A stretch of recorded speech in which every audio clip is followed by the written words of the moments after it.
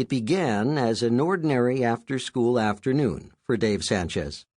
He pulled on his red Roadrunner Express sweatshirt, clipped on his bike helmet, and pedaled away from Geronimo Middle School to the sneers and jeers of Lily Espinoza and her sassy, saucy girlfriends. "Hurry, hurry! You don't want to be late, delivery boy. Have fun couriering packages. Don't forget to say please and thank you." Dave ignored them and pedaled like mad to put distance between him and his altar life as a dork. This was not just because it's humiliating and intimidating and incredibly infuriating to be sneered at and jeered at by sassy, saucy girls. Oh no. It was also because the behavior of Lily and her friends made it terribly tempting for Dave to throw down his bike and say, "Oh yeah?" and give away a secret so secret that Top Secret didn't even begin to describe it. It was more a tippity-tip-top secret, a zippity-zip-lip secret, a spill-the-beans-and-you'll-lose-everything sort of secret. Fortunately for Dave, he did not spill the beans. Instead, he pushed the pedals, and before long he was downtown, picking up his first delivery envelopes at Citibank. "Here you are," Miss Cooley said, handing him 3 large envelopes. Miss Cooley had given Dave his start in the business and took real pride in Roadrunner Express's success. "They're all places you've delivered to before," she said as Dave looked over the addresses. Dave thanked her and started to move away, but stopped and pulled from his pocket a pickup request that had come in from a new customer. "Do you know where Moongaze Court is?" Miss Cooley thought a moment, then shook her head. "But I can look it up for you," she said brightly. "That's all right," Dave said. "I'll just look it up at the gas station." "Are you sure? It'll only take me a minute to punch it into my computer."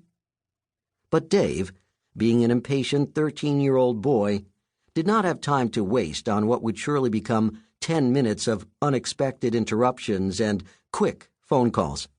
Instead, he said, "No, that's okay," and hurried out the door and down the steps to his bike. Dave, you see, often looked up addresses on a map posted in the office window of a gas station that was located in the old industrial part of the city, a route he took to avoid downtown gridlock. It wasn't so much a gas station as it was an old-fashioned service station, one with a tired old dog in the office, a soda machine that held glass bottles, and a side lot full of broken-down cars.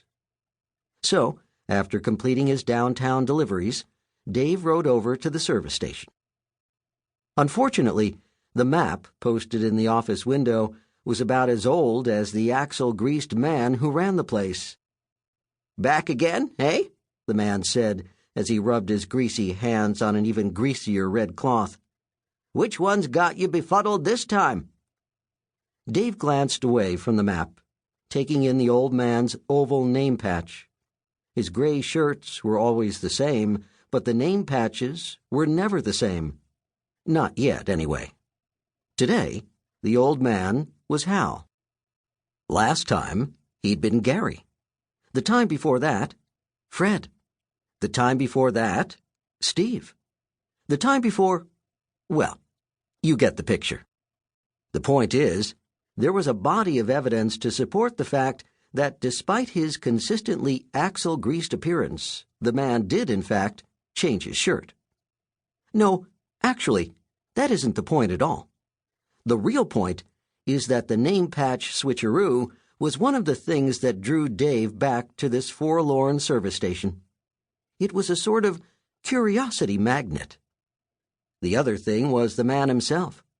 He was helpful and friendly, and seemed to have enough knowledge to span 10 lifetimes. He also wriggled his alarmingly hairy nose when he thought, and seemed to have absolutely no embarrassment about his frequent and flamboyant flatulence, or, if you prefer, firecracker farting. Perhaps he felt it was part of the full-service gas station experience.